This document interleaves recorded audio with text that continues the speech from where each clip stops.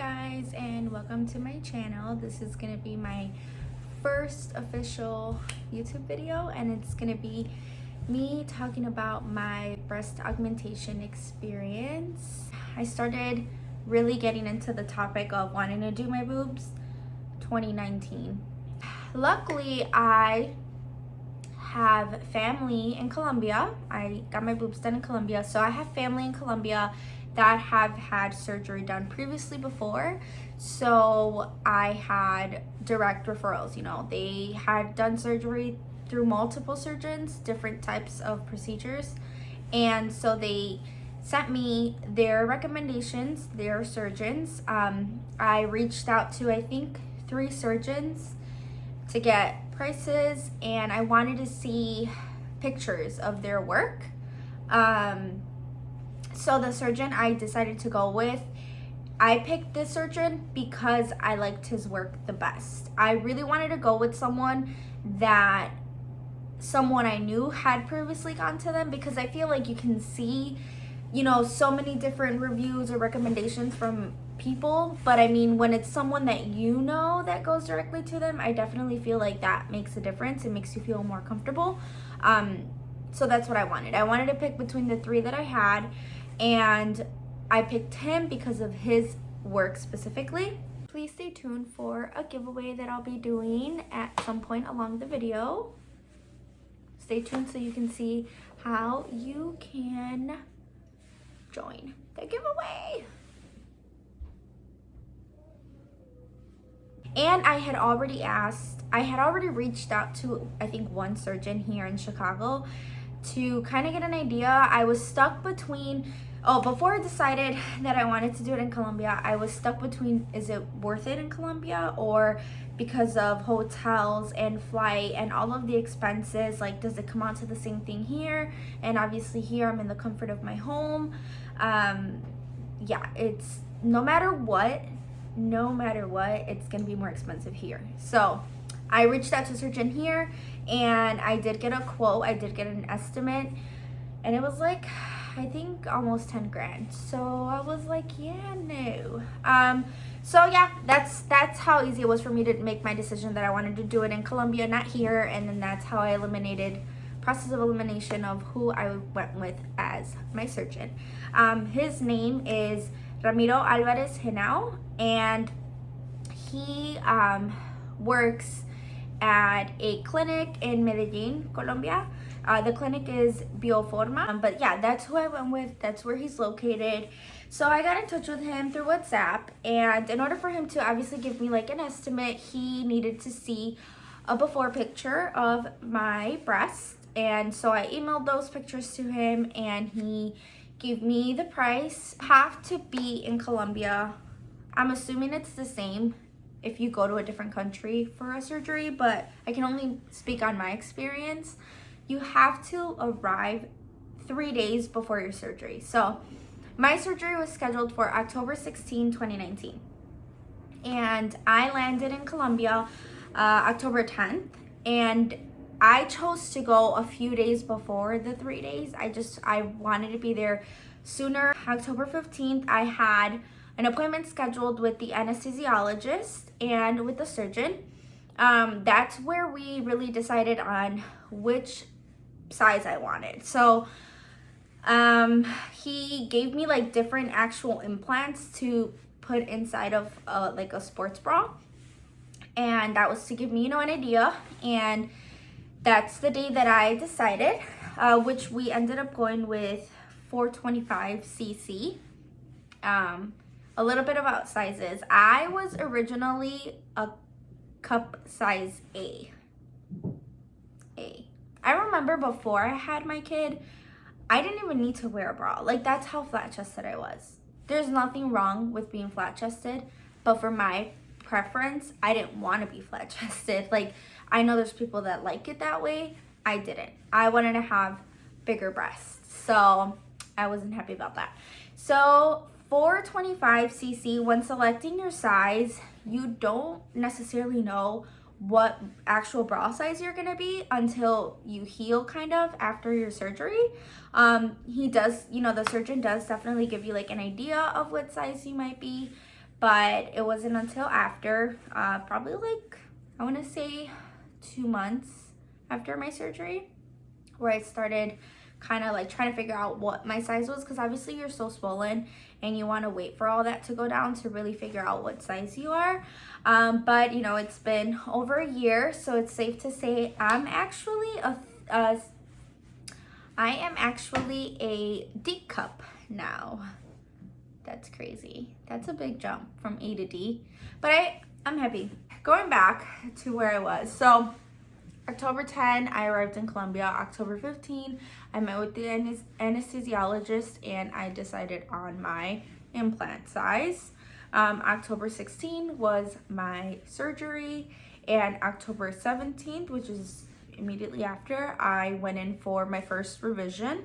October 24th, I went in for a second revision, and October 28th, I went in for my last revision. October 30th, I was back in Chicago. So you have to stay 15 days after your surgery, and I went to 3 revisions in those 15 days. When I was in Chicago planning my trip to go to Colombia for my surgery, I actually they emailed me basically like a copy of what all the tests were that I needed to be cleared for surgery, to make sure that I was healthy and I can undergo surgery. So they did send me that, and I got all the tests done. I sent that over to my surgeon. I think I got all of that done and sent to him a day or 2 before I left. When I was over there, they realized they forgot to make me get one other test done, which it was, it wasn't an ultrasound. I don't know if it was like an ultrasound. No, it was not an ultrasound. I don't know if it was like an x-ray or that test they do like to check to clear you of not having breast cancer. I think that's what it was. So point is, after my visit with the surgeon and the anesthesiologist on the 15th, they were like, oh, we need this test. And I'm like, you guys didn't tell me I needed the test.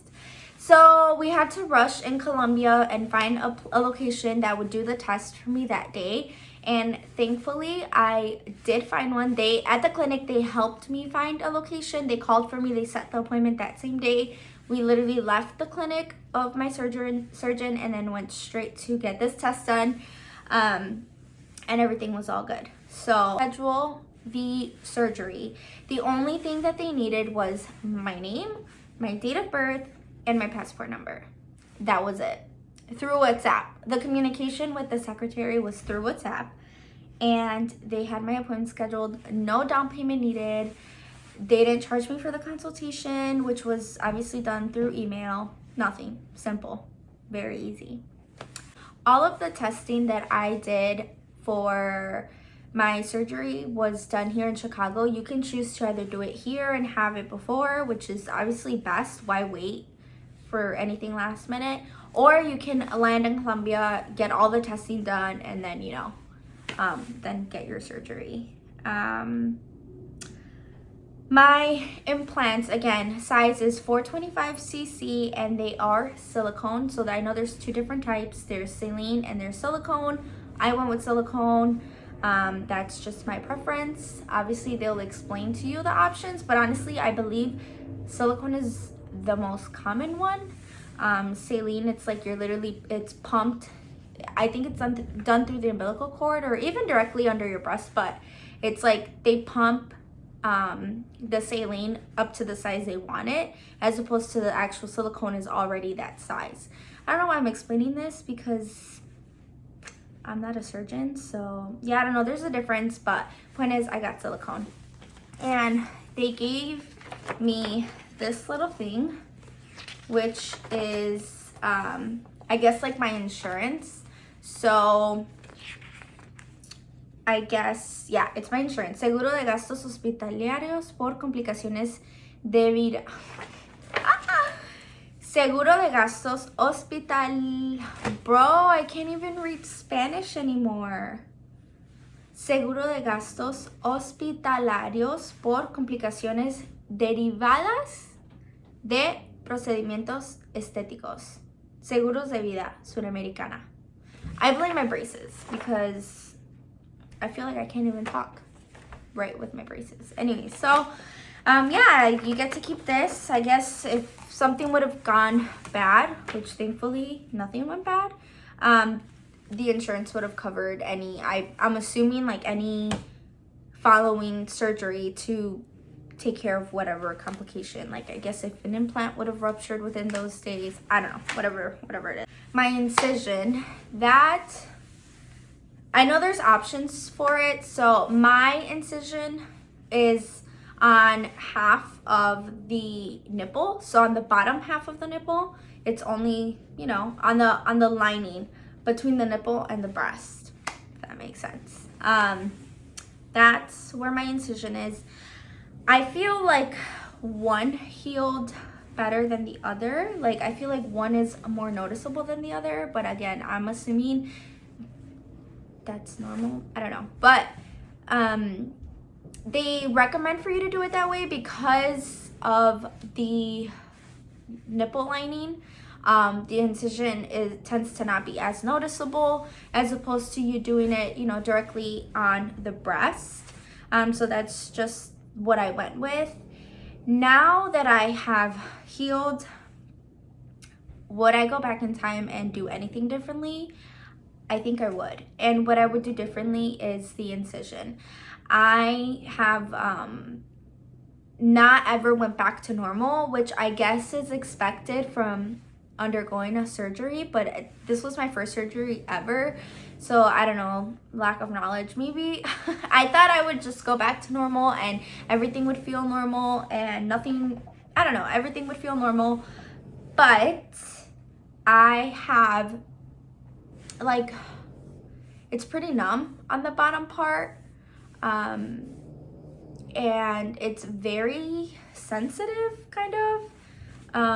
So it's like numb but sensitive, and like even just like my nipples in general, I feel never went back to being how they ever were. Like never went back to feeling how they felt. Not that they look weird, they just never went back to its normal feeling fully, completely.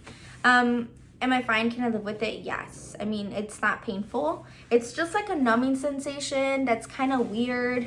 But yeah, that's probably the only thing I would change. I know that the other option would be directly under the breast, which I didn't want because I felt like it would be visible, or I don't know, I don't even get why I didn't just do it like that, because if you're wearing a bathing suit, a bra, like it won't ever show. Like it doesn't ever show. Whoever sees you naked is the only person that would see it, but they're the only ones that are gonna see it, whether it's below the breast or on the nipple lining. So I don't know, you live and you learn. So I guess that's the only thing that I would say I would change. I did not get a lift, so for me it was only a breast augmentation. It was not a breast lift. I didn't need one based on what the surgeon said. So right now, for example, I am not wearing a bra, and this is how they look by themselves on their own. So I did not get a lift. And I know for a lift they do like a different type of incision. I believe that's the one where it's like a T, so they cut the nipple and then they cut straight down, so they have like two flaps of skin. You have to change your implants every 10 years, or it's like the recommended thing to do. And so in 10 years, when that time comes, the way that they would replace my implants would be by doing the T incision, the one I just described. So I guess eventually I will have it that way. But yeah, and I guess what people are probably most curious about is the cost. How much did my girls cost me? So I cannot express how affordable surgeries are in Colombia. Okay, so the cost. How much did how much did my girls cost me? And the surgery itself, just the surgery, that was exactly $2,692 with 73 cents. Yes, 2,692. And here would have cost me damn near 10 grand. I don't know. It's worth it if you ask me. So I did the math, and we did stay at an Airbnb. We did not get a hotel. So with surgery, Airbnb, and flight all included, all of them, all three of them combined, it was $3,542. $3,542. It doesn't get better than that. It really doesn't.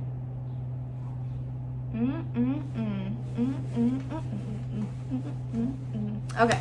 So anyways, obviously you spend on food, and we did have someone, because we stayed so many days, we did have someone that would come to the Airbnb and kind of clean up, like wash dishes, things like that, because my mom also went to Colombia for surgery. Her surgery was like 2 days after mine. Mine was a Wednesday, hers was a Friday, and hers was for sure more delicate than mine was.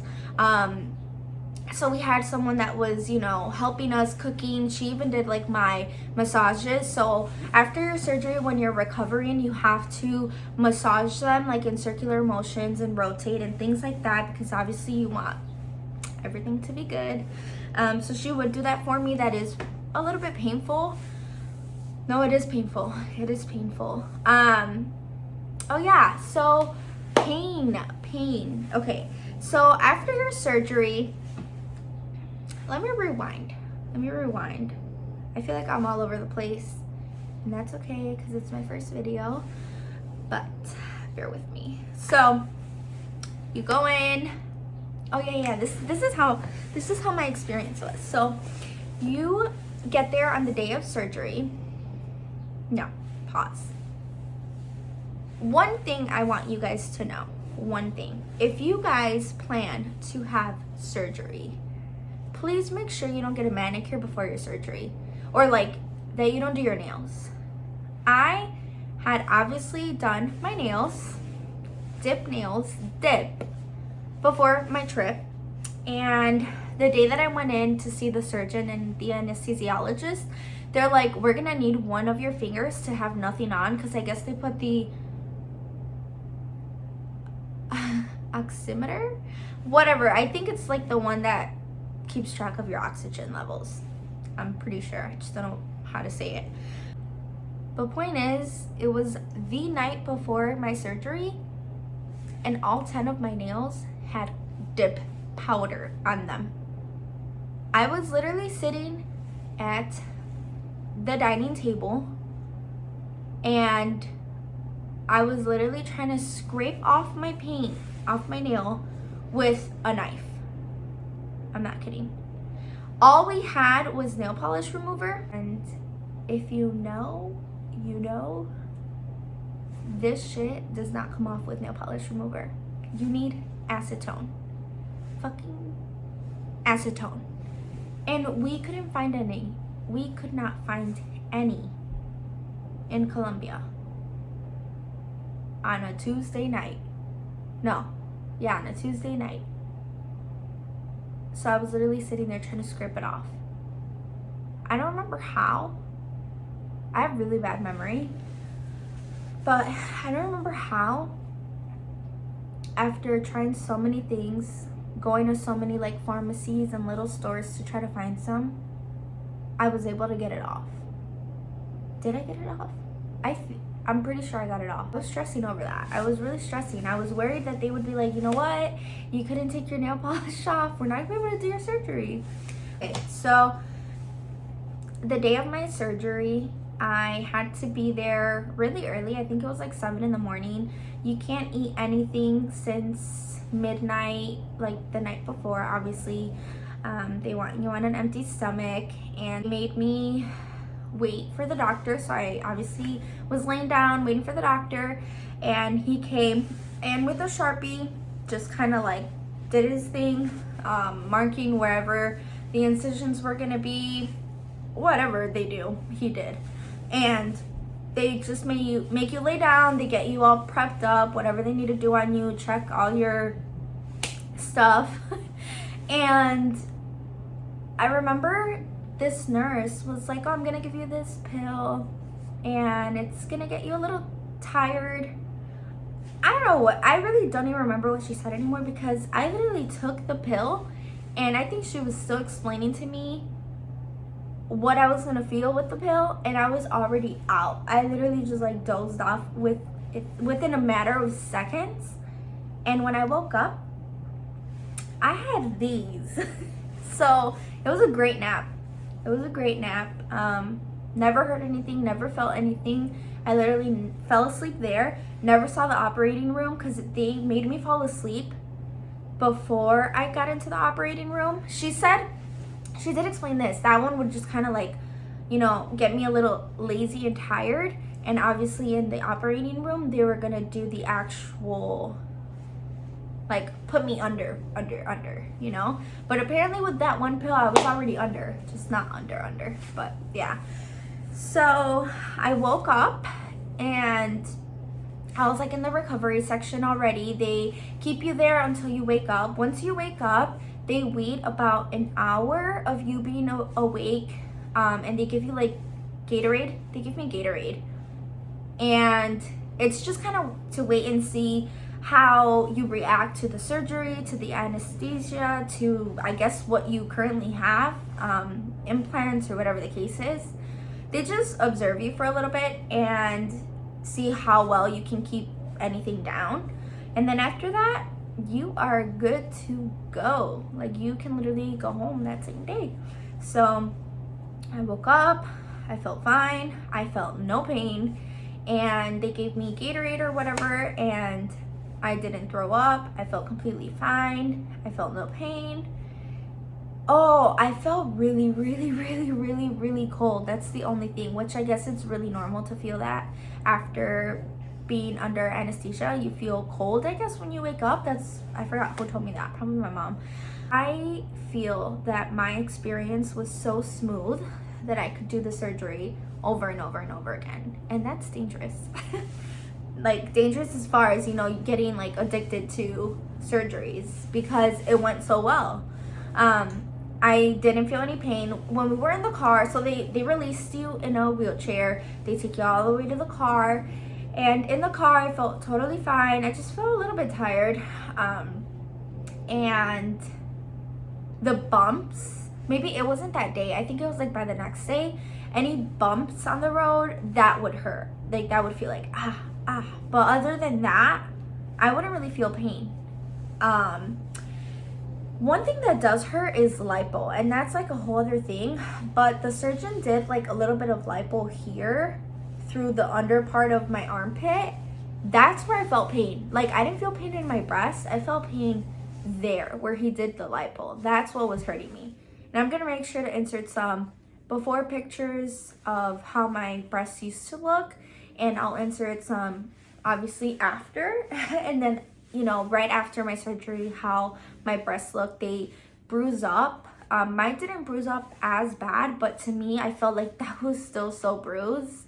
But yeah, they would say, oh, this is nothing. I guess it could be a lot worse, but obviously that goes away over time. By the time I came back to Chicago, my bruising was like 90% gone, if not more. It was really good. So the number one thing I would say is hardest about the surgery would be sleeping. So after your surgery, you cannot sleep flat. You have to sleep kind of like this. Like, I guess like a little bit more back, but you can't lay flat. And so that's probably the hardest thing. You're very uncomfortable and you have to sleep that way. So you kind of have to just sleep like this. I would have pillows like right below my arms and just like kind of like this. And then obviously to get up like fully, like to go to the bathroom or something, I needed help. I couldn't get up by myself. If I was like laying down like that, I couldn't get up by myself. I needed to call someone to help lift me up.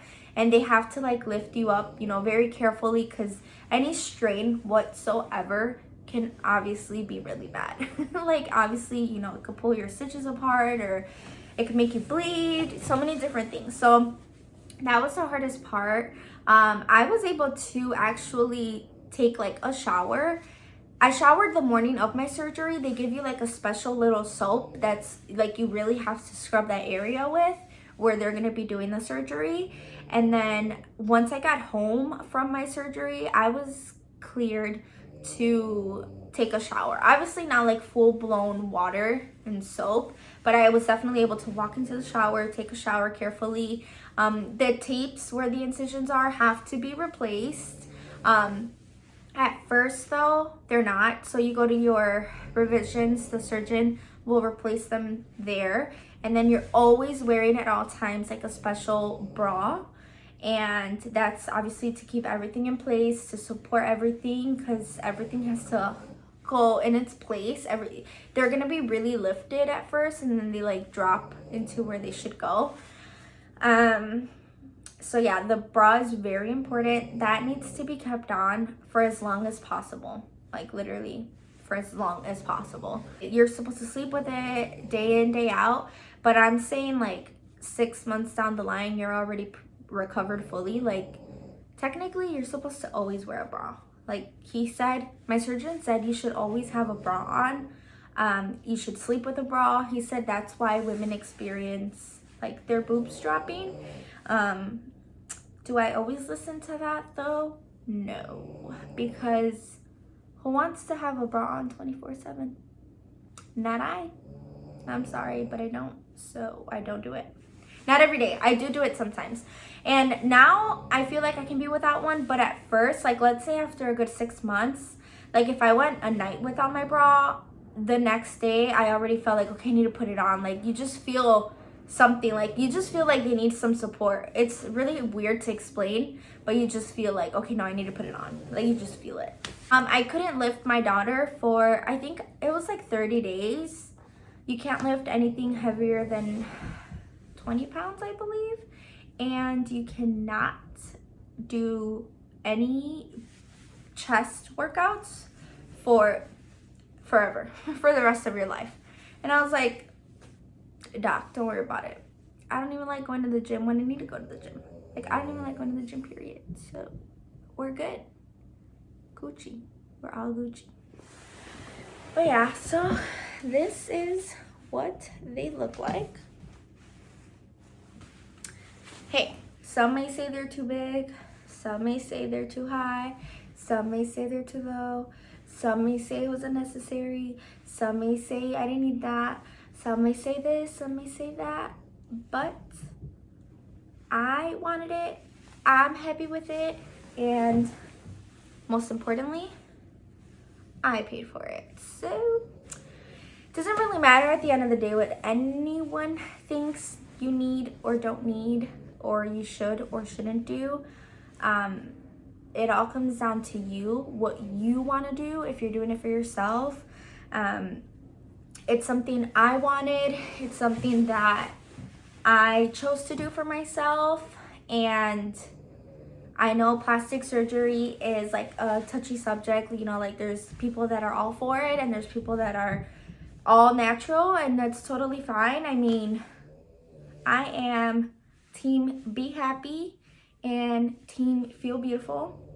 And if getting bigger boobs, because you can't go to the gym to grow your boobs, if buying yourself a new pair of breasts makes you feel happy, then you do it. Go on and do it. And just like there's women that their breasts are huge, like they're naturally huge, and they don't want them that big, so they get a breast reduction. Nothing wrong with that at all whatsoever. And even if it's not breast, even if it's a BBL because they want a bigger butt and bigger hips, why not? Or like myself, after my daughter, I was never able to. I never dropped all of the baby weight. I am 30 pounds heavier than I was before I got pregnant. So I never fully lost the weight. Obviously, your body goes through a lot. My stomach is not the same. And even if I lost the 30 pounds, I feel like my stomach wouldn't go back. So I most definitely want a tummy tuck. I really want a tummy tuck. I would do it in Colombia. To qualify for the giveaway, all you have to do is subscribe to my channel, share my video on a social media platform, Instagram, Facebook, wherever you'd like. Just please share the video, subscribe, give it a thumbs up. Give it a thumbs up. And if you want to throw in a little comment, some feedback for your girl, you could do that. It's appreciated. My first video ever with no makeup on, with my natural hair. Not my natural boobs, but my natural hair. But anyways, you can win a Starbucks gift card.